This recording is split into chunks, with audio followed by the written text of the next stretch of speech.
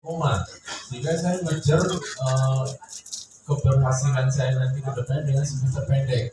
Itu dimarahin juga. Udah gitu kita juga pernah dibully misalnya, dikatakan kita punya kelebihan atau kekurangan. Nah, saya pengen nanya nih dengan kalian berdua ya. Tadi itu kan termasuk gangguan di dalam kalian ingin menjalani kehidupan kalian, putus pacar segala macam.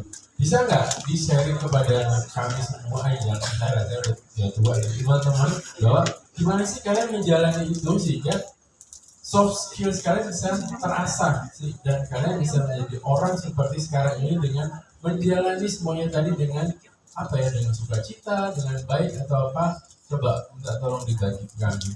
Apa sih kiat-kiatnya untuk menjalani tadi? Terima kasih. Terima kasih Pak.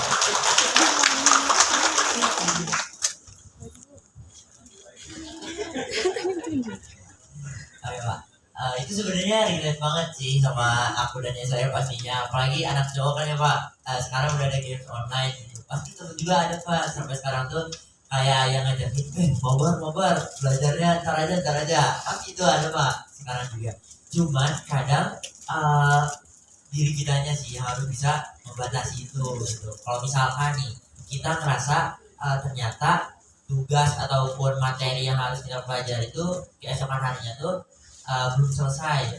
Nah itu kita harus tahu skala prioritas kita. Oh bisa terpaksa harus nolak dulu keinginan kita tadi untuk mabar gitu. Kita coba buat selesai dulu tugasnya. Nah ketika emang kita targetnya udah sesuai, hari ini tugas A, B, C udah selesai semua. Nah disitu baru kayak kita pun bisa memuaskan diri kita dengan main games tadi gitu, main games bareng teman, mabar atau semacamnya. Nah untuk kemudian bisa efisien secara terus menerus gitu, yang pastinya ingat kalau misalkan kita belajar produktif itu emang ada batasnya gitu. Jadi kita nggak bisa maksain di luar batas kemampuan diri kita sendiri. Contohnya kapasitas diri aku buat bisa belajar efektif itu 5 jam misalnya. Nah kalau misalkan aku maksain di luar 5 jam, misal sampai 7 jam, biasanya efeknya itu malah ke besoknya malah lebih malas, karena mindset kita, oh kemarin udah lebih 2 jam kok, ya udah hari ini 3 jam doang deh. Nah menurut aku tuh nggak baik. Malah yang baik adalah ya udah kita konsisten aja, konsisten kita mampunya berapa, ya udah itu rutin gitu, 5 jam, sehingga nggak ada alasan kayak oh kemarin kelebihan sekarang mulai kurang, akhirnya lebihnya besok aja.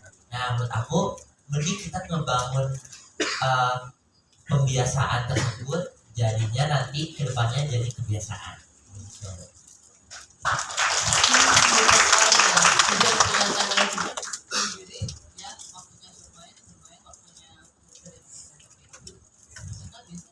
Kalau misalkan untuk saya sendiri, saya lebih suka untuk langsung ngilangin distraksinya gitu sih. Jadi kayak contoh tadi kayak Akma bilang ada game online, ada media sosial. Ini juga mungkin terbawa dari kebiasaan saya belajar waktu saya mempersiapkan PSN ya. Saya belajar, jadi tahu tipe belajar saya itu yang bagus kayak gimana. Kayak contohnya dulu saya itu belajar selalu dari pagi, karena saya ngerasa kalau misalkan saya begadang terus ngantuk gitu kan. Jadi kalau aku sendiri lebih suka pagi. Jadi kayak contohnya hari ini bangun jam 5, sampai jam 6 siap-siap olahraga, makan, mandi. Terus jam 6 baru belajar selama 2 jam, 3 jam gitu.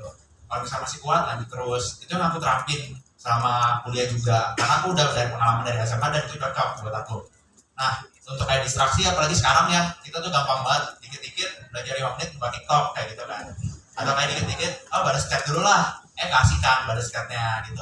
Kalau aku sih dulu langsung hapus aja media sosial kayak Instagram, TikTok, aku langsung hapus.